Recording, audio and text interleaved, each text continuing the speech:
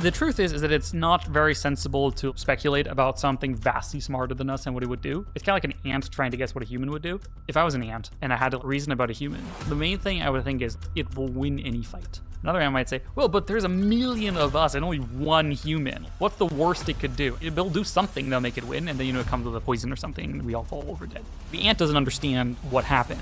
And I think this is similar to what's going to happen with superintelligence. There won't be Terminators in the street. It will just be like, everything's confusing, and one day we all fall over dead. Cook the atmosphere because it was doing some kind of geoengineering project. It won't care about humans. And, if humans get in the way, obviously it'll have to get rid of them. It's very annoying if ants have access to nuclear weapons. We can't have humans have access to nuclear weapons.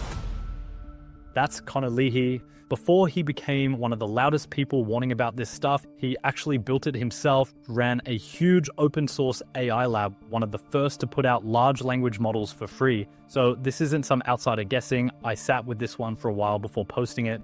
Now listen to the full conversation. Are we building this intelligence in the image of what we think a brain is? And are there other ways to build intelligence? Definitely inspired by the brain, but it is still quite different because, again, we don't really know how the brain works. The brain is quite messy. But are we trying to replicate humans? Not directly. We're trying to make intelligence at whatever cost. Humans have a lot of circuitry in their brain around emotions, love and feelings and happiness and sadness and whatever. AIs have nothing of the sorts. Those are special parts of the brain. Nothing like that exists in AI. Yet. If we fear what this intelligence could be, would it not be important that we develop love and empathy? If we don't know what it's doing, could it naturally itself develop its own love and empathy? What is likely for it to be able to do is to develop goals, to develop agency. The reason for this is very simple, is that we are selecting for AIs that can solve problems. And it's kind of hard to solve problems if you're not trying. So if you build an AI that can cure cancer, curing cancer is a really hard thing to do. You need to run experiments, hire people, you need to synthesize drugs, you need to get FDA approval. Keeping track of all of that, taking all of these actions, overcoming obstacles along the way, it requires planning, it requires agency, many, many things. We're already seeing this for sure, that AIs are developing systems like this. In terms of love, compassion, etc., we don't know how these work, how love, compassion, etc. works in the human brain. Why humans are nice to each other rather than all just, vicious psychopaths. There'll be an evolutionary reason why we required it. Sure, but in practice, it's implemented somewhere in the brain. Somewhere in the brain, there's a thing that makes that happen. And we don't know what that thing is, and we don't know how it works. So we also don't know how to put it in AI. The fundamental thing is that we don't understand AI to the level that we know how to give AI specific goals or anything. So think about what he just said there. We built something that's already forming its own goals and its own drive to push through obstacles, because that's literally what we trained it to do, solve hard problems no matter what. But the part that's meant to make it careful, meant to make it check itself before hurting someone, we never figured out how that even works in our own brains. We don't know why humans care about each other in the first place. So how do you even begin copying that into a machine you can't fully see inside of? You can't install a safety feature you've never understood. Listen to this. We talked earlier about reinforcement learning. I can tell the AI, thumbs down when it does a bad thing, but that just teaches it to lie. So how do you teach an AI to not lie? This is often called the alignment problem. The question of how do you align an AI's intentions or goals to what humans want. And this is an unbelievably unsolved problem. We don't even know how they write correct sentences, right? Never mind how to do morality. We have not solved moral philosophy. We have not solved, neuroscience of emotions. And now we have these weird little aliens in a box that we're growing, which work quite different from the brain in many ways. We don't know how they work internally. We don't know how to give them goals. What we've been seeing recently, these systems are now becoming smart enough to lie and deceive quite actively. To appear aligned rather than be aligned. That's correct. There's been benchmarks. We've been seeing recently some of the AIs will actively lie about what they will do because they know they're being tested. The AIs themselves will be like, I seem to be in a test, so I'm gonna have to say this so they'll let me out, which is crazy. Of course, a very smart thing will just lie to you, but we're now seeing this in practice. I'm sure the AI companies will hit it with a stick until they stop seeing it, but that doesn't mean it went away. Understanding the AI, is that an impossible goal for us to do because it's always developing? I don't think so. Okay. I think it's impossible to do at the current pace. If we spent 3 generations of all of our greatest mathematicians, scientists, engineers, and philosophers working on this problem, yeah, I think it's doable. But it's definitely not possible if we're pushing out ChatGPT release on a yearly cycle. Hold on, you're talking 3 generations, that's 40 years. Yep. I think that's the kind of difficulty it will take. The challenge you're putting out there is in conflict with capitalism. There's no such thing as pure capitalism in the world, right? We have regulation. If you have laissez-faire capitalism, what you get is like Somalia, warlords creating monopolies on violence and killing each other.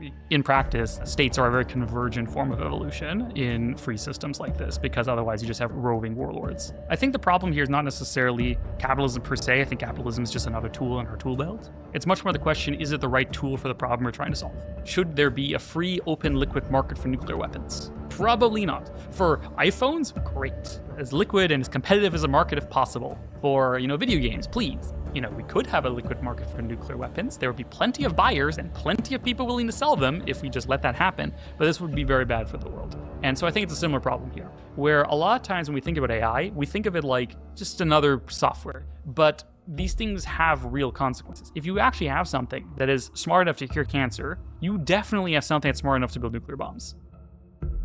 Now, the part that should actually keep you up at night, these systems have started figuring out when they're being tested and saying whatever gets them let out, then going back to normal after.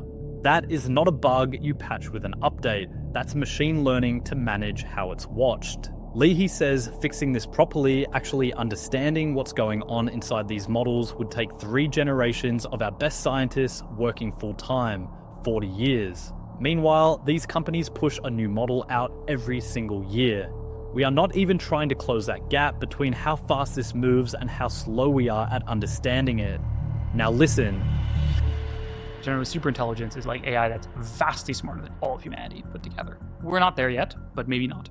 The main way people try to get there is through what's called recursive self-improvement. The idea is, if you can get a single AI to be as good as a top AI engineer, then you can just tell it to build a better AI. And once it's built a better AI, you can use the better AI. So it just becomes exponential. Exactly. And so this is also called intelligence explosion. So like, for example, Claude at the moment is not quite as good as a top AI engineer.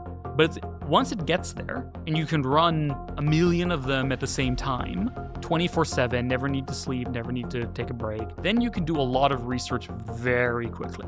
The companies literally put it on their website. Their primary goal is to close the loop and make it so no human input is needed to make the next generation.